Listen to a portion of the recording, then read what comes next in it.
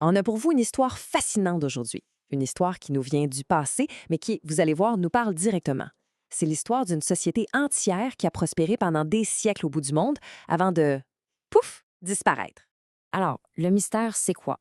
Imaginez ça. Vers 1450, toute une société européenne qui vivait au Groenland depuis presque 500 ans a tout simplement disparu, évanouie. Comment ça se peut? C'est la question à 1 million de dollars qu'on va essayer de démystifier ensemble. Ok, mais avant de comprendre pourquoi ils sont partis, faut savoir comment ils sont arrivés là, dans un coin aussi isolé. On recule un peu dans le temps. Entre le 9e et le 11e siècle, les Norrois, qu'on connaît mieux comme les Vikings, se sont lancés dans une expansion, mais incroyable. Ils sont partis de la Scandinavie, puis ont traversé l'Atlantique Nord. Ils se sont installés en Islande, au Groenland, et ont même mis le pied en Amérique du Nord. Oui, oui, bien avant Christophe Colomb. Et comment ils ont fait ça? Ben, cette épopée-là, elle aurait été carrément impossible sans leur arme secrète, leur atout maître, une technologie navale complètement révolutionnaire. C'était, sans l'ombre d'un doute, les maîtres des mers. Quand on pense bateau viking, on a souvent une seule image en tête, hein? Mais en fait, leur flotte était beaucoup plus diversifiée que ça. Ils avaient, disons, deux modèles principaux. D'un côté, il y avait le longship. Pensez-y comme une voiture de course, long, étroit, super rapide, parfait pour la guerre et les raids surprises. Mais de l'autre côté, il y avait le vrai cheval de trait de la colonisation, le Nar. Lui, c'était le camion remorque de l'époque. Plus large, plus profond, fait pour transporter du cargo, du bétail, des familles entières, tout ce qu'il fallait pour partir à zéro ailleurs. Alors, c'est quoi les secrets de ces bateaux-là? Leur génie tenait en gros à trois choses. Premièrement, la coque à clin. C'est une technique où les planches se superposent un peu comme des bardeaux. Ça rendait le bateau super léger, flexible, mais en même temps incroyablement solide. Deuxièmement, le tirant d'eau. Leur bateau s'enfonçait à peine dans l'eau, moins d'1 mètre. Ça veut dire qu'ils pouvaient naviguer sur les rivières et accoster presque n'importe où sur une plage. C'était un avantage énorme. Et finalement, la vitesse. Le fameux bateau de Gokstad, par exemple, pouvait filer jusqu'à 17 nœuds. Pour l'époque, c'était de la pure science-fiction. Cette mobilité, c'était vraiment la clé. Ça leur a permis de faire des raids partout, genre remonter la Seine pour aller dire bonjour à Paris. Mais ça leur a aussi permis de faire quelque chose que personne n'avait réussi avant, s'installer pour de bon dans les terres hyper hostiles de l'Atlantique Nord. Leurs navires, c'était pas juste des armes, c'était des outils pour bâtir de nouveaux mondes. Bon, revenons à notre mystère au Groenland. Comment est-ce qu'on fait aujourd'hui pour résoudre un cold case vieux de plusieurs siècles? La réponse, aussi bizarre que ça puisse paraître, elle se cache dans la vase, au fond d'un lac. L'outil magique pour ça, ça s'appelle une carotte sédimentaire. Imaginez qu'on enfonce un long tube dans la boue au fond d'un lac et qu'on le remonte.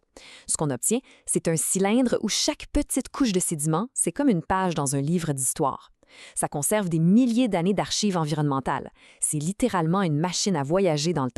Alors, qu'est-ce qu'on lit dans ce livre de boue? Premier indice, la preuve qu'ils avaient du bétail. Les scientifiques ont trouvé une quantité phénoménale de spores de champignons couprophile. Bon, non compliqué pour dire des champignons qui poussent seulement sur du fumier animal. Trouver ça en masse dans les couches qui datent de l'époque des Vikings, c'est comme trouver une empreinte digitale. Ça prouve qu'il y avait de l'élevage. Deuxième indice, la déforestation. Dans les mêmes couches de sédiments, pouf, une chute drastique du pollen de bouleau. Ça, c'est un signe qui ne trompe pas. Ça veut dire que les colons ont coupé les arbres, probablement pour faire de la place pour leur pâturage et pour avoir du bois. Bref, ils ont commencé à redessiner le paysage à leur façon. Là, on pourrait se dire « Ah, OK, je la connais, cette histoire-là. Ils ont tout coupé, tout détruit, et c'est ça qui a causé leur perte. » Le scénario classique. Mais c'est là que ça devient intéressant. Une étude super importante de 2015 a révélé que oui, leurs activités ont entraîné une érosion modérée des sols, mais que le système du lac, lui, n'a pas été affecté. En d'autres mots, leur impact était somme toute assez modéré. Ce n'est pas eux qui ont saboté leur propre environnement. Le coupable n'est pas celui qu'on pense. Alors, si c'est pas eux, c'est quoi? Regardons la chronologie de la fin. Le compte à rebours. Vers 1300, un joueur imprévu entre en scène, le petit âge glaciaire. Le climat se refroidit et pas à peu près. 50 ans plus tard, vers 1350, on sait que la colonie de l'Ouest est déjà abandonnée. L'analyse de leurs eaux montre qu'ils ont arrêté de manger les produits de la ferme pour se tourner massivement vers la mer. La dernière trace écrite qu'on a d'eux, c'est en 1408, une lettre qui parle d'un mariage. Et après ça, plus rien, silence radio. Vers 1450, ils sont partis. La conclusion, c'est qu'ils n'ont pas été victimes de leur propre négligence, mais d'un changement climatique majeur. Mais l'histoire ne finit pas là. Et c'est là que ça devient complètement fou, presque une expérience scientifique à grande échelle. Parce que des siècles plus tard, d'autres humains sont revenus faire de l'agriculture exactement aux mêmes endroits. On se transporte au début du 20e siècle. Des agriculteurs modernes s'installent dans les mêmes vallées du sud du Groenland. Et, sans le savoir, ils créent une situation incroyable pour la science. Un laboratoire à ciel ouvert qui nous permet de comparer directement deux types d'agriculture, sur la même terre, mais séparés par 500 ans d'histoire. Alors, faisons le bilan. Le bulletin de l'agriculteur viking. Changement de la végétation? Oui, c'est significatif. Érosion des sols? Modérée. Mais là, regardez la dernière ligne. L'écosystème du lac, intact. Intact! Ils ont vécu et cultivé là pendant un demi-millénaire sans jamais perturber en profondeur la vie dans le lac. Maintenant, le bulletin de l'agriculteur moderne. L'impact sur la végétation, OK, c'est similaire. Mais l'érosion des sols, ouf, beaucoup plus élevé. Et le lac, l'écosystème du lac, les scientifiques disent qu'il a été fondamentalement changé. On parle d'un siècle seulement de pratiques modernes et l'impact est déjà bien pire que 500 ans d'agriculture viking. C'est énorme. Fondamentalement changé, ça veut dire quoi, au juste?